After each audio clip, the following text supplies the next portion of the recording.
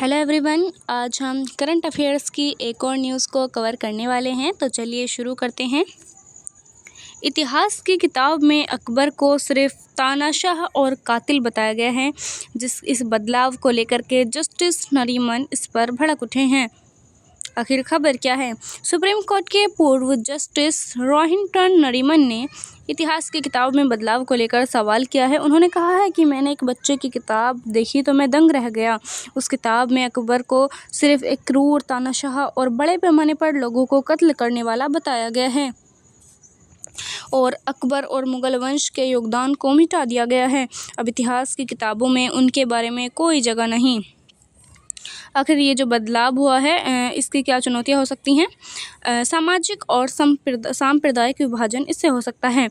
इतिहास की यह नई व्याख्या खासकर जब एक शासक को कातिल या तानाशाह के रूप में पेश किया जाता है तो समाज में विभिन्न समुदायों के बीच तनाव और विभाजन बढ़ सकता है।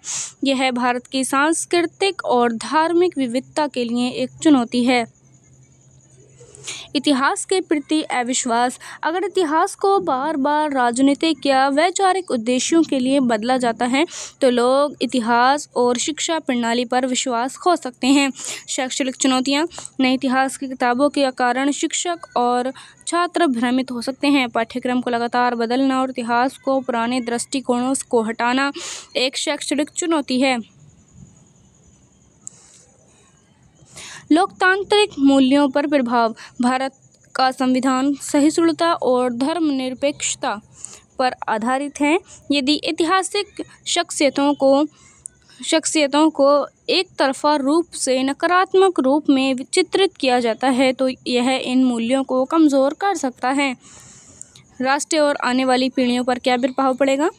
राष्ट्र के प्रभाव की बात करें तो राष्ट्रीय एकता पर इसका प्रभाव पड़ेगा। इतिहास एक राष्ट्र की पहचान और एकता का आधार होता है।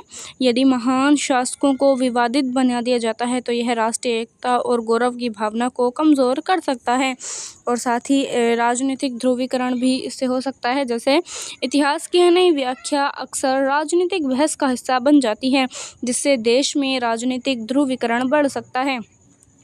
अंतर्राष्ट्रीय छवि। भारत को हमेशा एक सहिष्णु और विविधतापूर्ण राष्ट्र के रूप में देखा जाता है। इतिहास की नई व्याख्याएं इस छवि को प्रभावित कर सकती हैं। आने वाली इस पीढ़ी पर इसका क्या प्रभाव पड़ेगा? संकीर्ण सोच का विकास होगा। यदि आने वाली जो पीढ़ी है उसको एक तरफा और संतुलित इतिहास नहीं पढ़ाया जाता है तो उनकी सोच संकीर्ण और पक्षपातपूर्ण हो सकती है। आलोचनात्मक सोच का अभाव हो जाएगा, यानी कि उनके अंदर आलोचनात्मक सोच की कमी हो जाएगी। इतिहास को सिर्फ एक दृष्टिकोण से देखने पर छात्रों को आलोचनात्मक और विश्लेषणात्मक सोच का विकास बाधित हो सकता है। अतीत से सीखने का मौका जो होता है वो उनके हाथों से निकल जाएगा, वो उसको खो देंगे। इतिहास हमें अतीत की गलतियों से सीखने का मौका देता है। यदि हम इतिहास को केवल नकारात्मक या सकारात्मक रूप में देखते हैं तो हम महत्वपूर्ण सबक को खो सकते हैं। इसके क्या समाधान हो सकते हैं?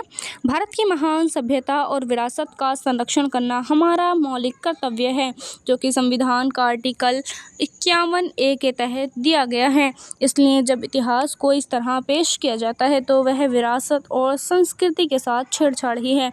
ऐसे में देश के नागरिकों को चाहिए कि वो अदालत की तरफ रुख करें।